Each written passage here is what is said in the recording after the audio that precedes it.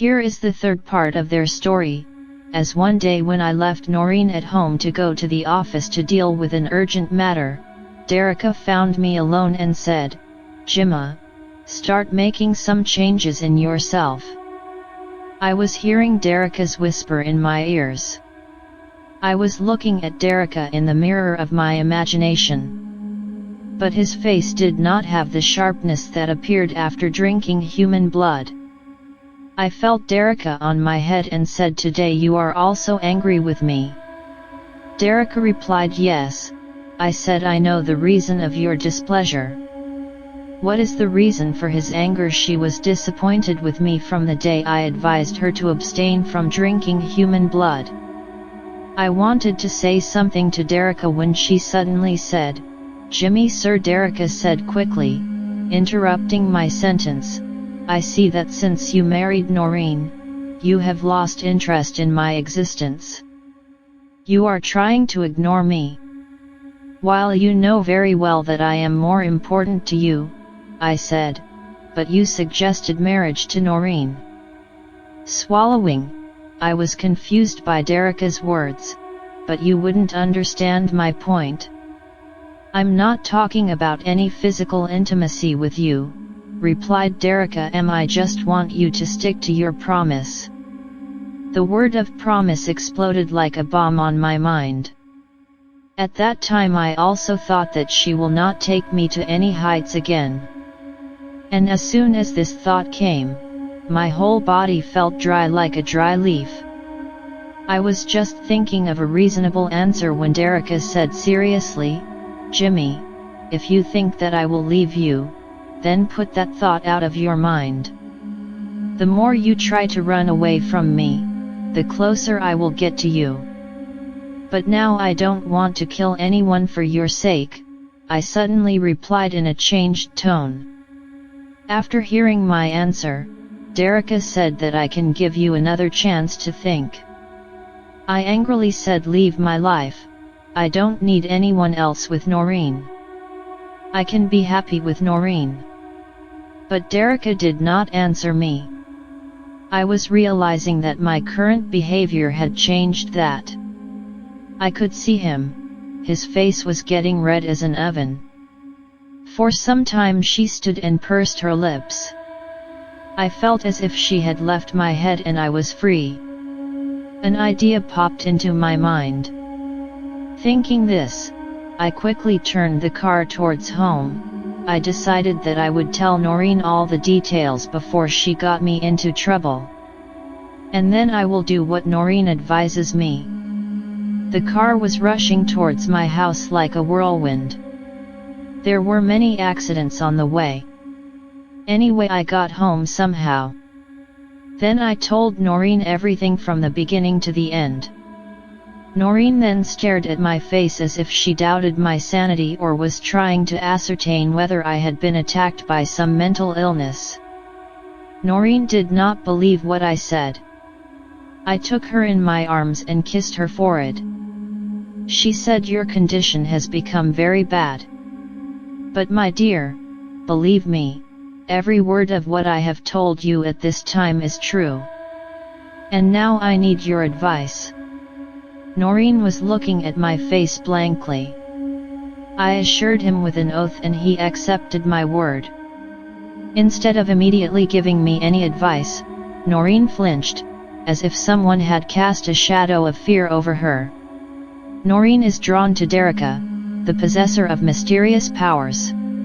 Derica had told me on several occasions that if I was attracted to anyone other than her, Derica would seriously harm her. Only an elder can break the spell of a woman with mysterious powers like Derica, I told Noreen. Noreen's advice was so clear that I was angry with myself for not having thought it all out myself or consulted an elder. And it was a wonder that I should have escaped all the trouble that surrounded me.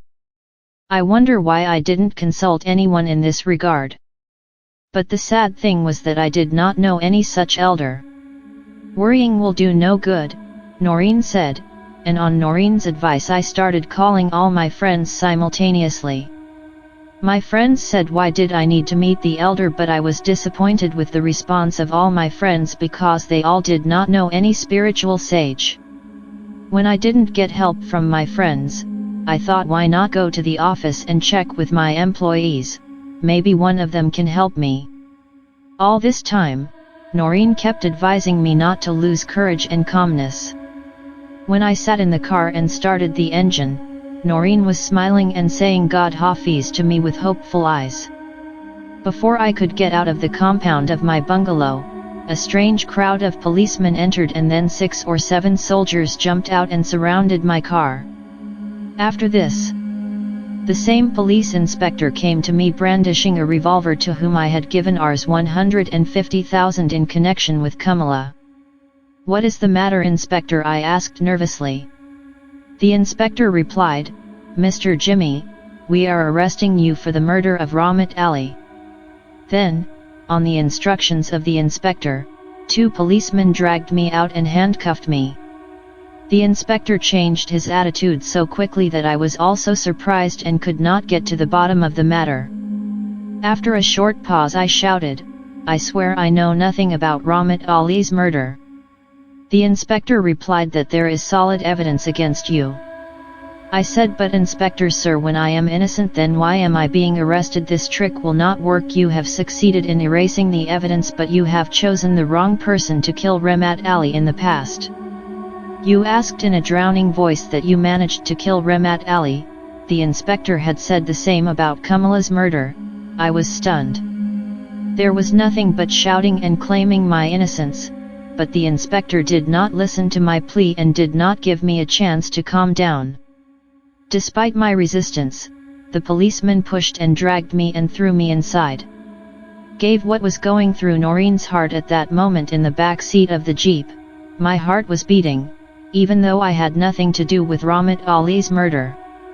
No any Kalan Khan, but my condition was no different from that of the dumb goat, whom Kamalak has full authority to slaughter as he pleases. If the matter was limited only to the death of Rahmat Ali, I could have saved myself, but the inspector who arrested me at that time, I had bargained with him regarding Kamala. And he knew very well that I had given him 1.5 lakhs in connection with Kamala's murder. But in spite of these things I was thinking how I could escape the charge of murder. If the police inspector was with a couple of soldiers, I would have tried to buy it again, but in the presence of 7 or 8 policemen, firstly, the mention of bribery was not appropriate, and secondly, I would be asked to pay 10,12 lakhs. And it was not possible for me to pay so quickly. Most of my money was deposited in various banks, which took at least a day to withdraw. While the behavior of the police inspector showed that he was not ready to give me even a moment's respite. Unfortunately, he did not allow me to talk to his wife Nargis for 2 minutes. However, I was in a very bad state at the time. I decided that no matter what happens, Iqbal will not commit a crime and will try my best to solve the problem by taking the big lawyers of Bombay with me. The police also used insulting and bad words in a sarcastic tone, but I remained silent. On reaching the police station, I was taken to a room where a Hindu SP was already waiting for me. Upon my arrival, he started staring at me with bloodthirsty eyes as if contemplating the possibility of chewing me raw. If I showed even the slightest weakness in front of him, I would be stuck up to my neck. I explained to myself that take courage, what will happen, then what is the point of fearing? There was no point. So I looked at the SP's face and asked in a very bitter tone for what crime I was arrested. "What do you think about yourself?" SP replied carelessly. He replied in such a cold tone that I was once again worried, but quickly my heartbeat came under control. "Why would I ask you if I knew the situation?" SP's face was red with blood. His eyes were sparkling, which showed that he was a tough person. SP came near me and said sternly, "Don't cry." S. Payne said, "Confess the crime directly, that is your good, or else I know of many more dignified ways of playing with the tongues of criminals. But I am ready to swear that I have nothing to do with Rahmat Ali's murder." SP said, "Can you also swear about Kamala that you did not kill her?" I was stunned when the SP addressed me in a deep tone while gritting his teeth. After performing ablution, I went to the mosque and was ready to swear on the Quran that I was absolutely innocent in the conspiracy to kill Rahmat Ali. But swearing falsely for Kamala was not enough for me. Although I would have sold my faith to save my life, I knew that even if I swore falsely, my salvation would not be easy. SP started chewing his lower lip. SP found me silent. Then he started barking like a dog. He said, "Why are you silent now? Tell me, don't you have a hand in Kamala's murder?" I said that all I can say is that my personal intention had nothing to do with Kamala's death. I replied in Dubai language and the SP's eyes lit up. He said, "You guys are a regular gang. This is utter slander." I quickly replied that I am not in any gang and I have not killed anyone. It turned out that the SP looked at me with bored eyes and then turned to the inspector and said, "Bring the killer, Kalan Khan." The inspector hurriedly left the room. I deliberately remained silent. About Kalan Khan, I came to know from the police inspector that he is one of the worst type of criminals. I had no idea who he was, what he was and why he took my name in relation to Rahmat Ali. I was sure it was all Darika's mischief. She got angry after hearing my reply about human blood supply, then got off my head and is still missing. Is it any wonder that when I stand in front of the SP, he is busy drinking the blood of Clan Khan to strengthen his existence? No, all the wealth and comforts I had at that time were provided by Darika. But what is the use of this wealth for me? If Darika had considered my request, I would never have reached this point. I was thinking these things when the inspector entered my room again. This time he was not alone, he was accompanied by a small man. His face was rough and he had a mustache and he looked scary. The sparkle in his eyes was telling that he must be a murderer. Entering the room, he took a quick look at my face, then turned to the SP and said, "Ravi Maharaj." This SP's name was Ravi Shankar. SP Ravi Shankar roared and asked me, "Do you know this person well?" But on my behalf, Kalan Khan replied that it is Jimmy. My blood boiled over his white lie, but I remained silent and kept looking at Kalan Khan with hateful eyes. SP asked, "Who is there in Bombay who dares to play holy with human blood?" Maharaj, Kalan Khan said very carelessly, "If you are ready to pay the price, I will be the one you call. I can kill." Instead of answering Kalan Khan, the SP looked at me carefully and then smiled and said, "Jamil Ahmed, you look like a paper con to me. Whenever you were caught by the police, you tried to save your life by telling lies." Addressing me, Kalan Khan said, "Don't worry, the ration is strictly given both times in the government guest house. But work in prison is hard work. All the people in the jail go crazy seeing my appearance and all the work is done." "You didn't answer my question, SP." He asked Kalan Khan in a stern tone that who had entrusted you with the responsibility of Rahmat Ali's murder. "Can I have a cigarette?" Maharaj Kalan Khan ignored SP's question and said, "By God, I have not smoked since morning." I thought that after hearing the answer of Clan Khan, the policeman would rain kicks and kicks on Clan Khan. But I was surprised that the SP himself took out a cigarette from his pocket and offered it to Kalan Khan and also provided his lighter. First Tawa Clan Khan lit a cigarette and quickly took a long drag. Then he breathed a sigh of relief and said that now you can ask whatever you want.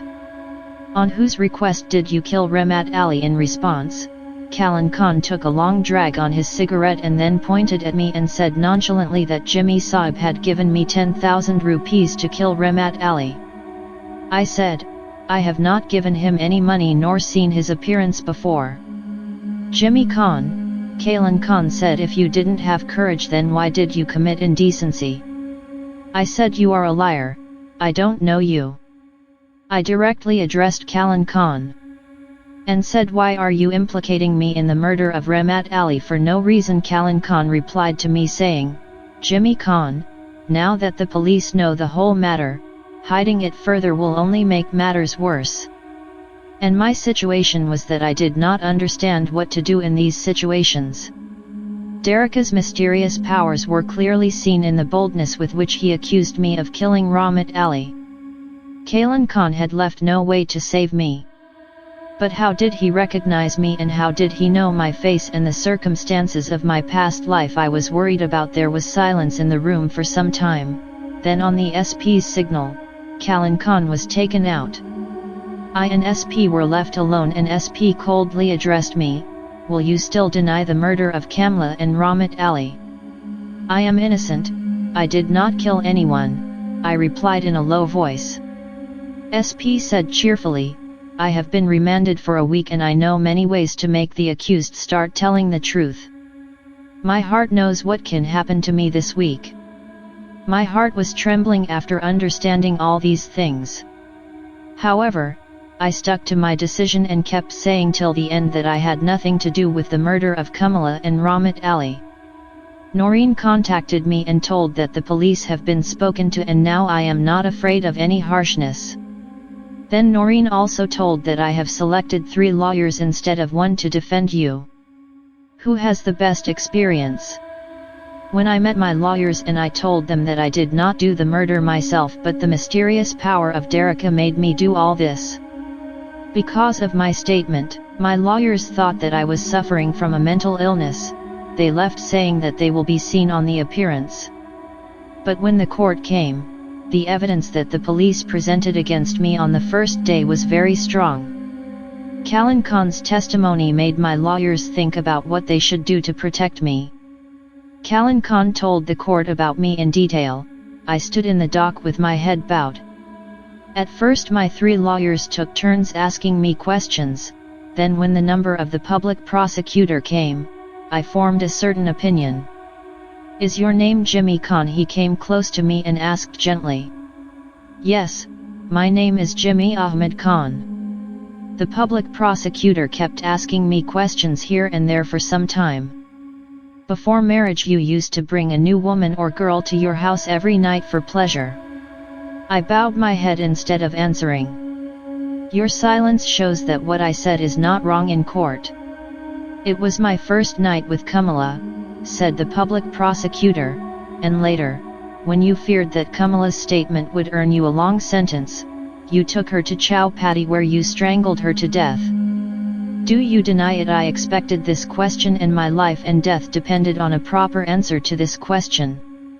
The question worried me, but my further silence could have created a dangerous situation. Kalan Khan told me everything about his past. It seemed impossible for me to save Kamala from being killed. I will not deny, but my personal opinion has nothing to do with what happened. The public prosecutor said, "Do you want to make it clear that some other criminals were also involved with you in the conspiracy to kill Kamla and Rahmat Ali?" "No." I looked up at the people sitting in the court and said that there was no one else with me. "Then on whose request did you kill Kamala?" The public prosecutor quickly asked me that this woman had forced me to kill Kamala. "I am trapped, but who is he?" the public prosecutor asked in a stern tone. I replied, "You won't believe that he is a mysterious force." At this point it was not appropriate for me to confess to the murder of Noreen's fiancé. I also told many facts about my wealth. After my statement was over, chatter started in the court. My words also had some mysterious significance for everyone. For a few moments the public prosecutor stared at my face and then said in a low voice, "Mr. Jimmy, the neatness with which you have concocted this beautiful story can only be believed. Because you are pretending to be crazy. And if you want to plead for mercy from the court by proving yourself insane, then you can do whatever you want, but you cannot save yourself because of these false arguments. I will say again that every word of what I have said about Dereka is true," I replied to the public prosecutor. The public prosecutor said, "Is Dereka still on your head, and in what capacity do you perceive her on your head?" I replied that I perceive Dereka as a beautiful young man and a beautiful girl, which can only survive if it is fed with human blood. I know that no one in today's modern age would believe in these kinds of superstitious facts. But I am telling you the truth.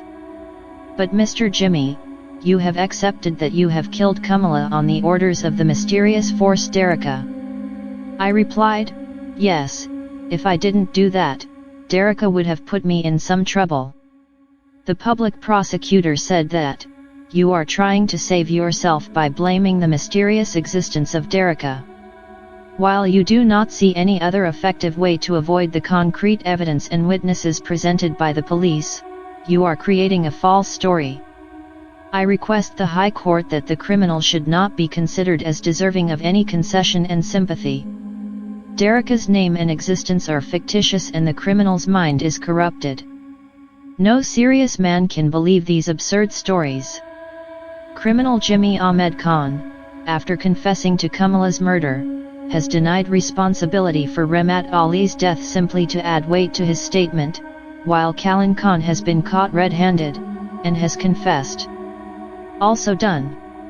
Although Ramat Ali was killed by him, Jimmy Ahmed Khan is equally responsible for the conspiracy of murder because he paid ours. It has been given to Kalan Khan. In the light of the evidence provided by the police and the statements of the witnesses, the High Court is strongly requested to order the execution of the criminal Jimmy Ahmed Khan. Then my 3 lawyers stood up. They strongly objected to the advice of the public prosecutor. They tried to save me in every possible way and argued about 10,000 rupees. When, where, and in what form was the money paid to Kalan Khan? My lawyers also emphasized that what was the real reason for the murder. After a long argument, they convinced the court that my mental state was not right now. The accusation of murder has affected me badly, due to which I am wandering around. Therefore, first of all, a regular examination of my mental condition should be done by an expert doctor. After that, a conclusion should be drawn. I listened to the arguments presented by them and lamented in my heart the irony of the situation that had left me with a strange reality. I thought that I should plead guilty and gladly put the noose around my neck so as not to escape the life that had now become the poison of hell for me. But the presence of Noreen Kamujiji stopped me from this dangerous intention. After a long heated argument between my lawyers, the court agreed with my lawyers and ordered that I be brought before a full board of experts first to confirm whether I am mentally fit or not. After I am determined to be insane or sane, the case should be brought up on another date. The team of doctors was also a familiar doctor of mine, but I deliberately did not think it appropriate to introduce myself to him in the presence of other doctors. These doctors confused me for 5 or 6 hours. They were also recording their examination results on separate sheets. Then when I got rid of these conditions, the experts asked me various questions, which I answered patiently.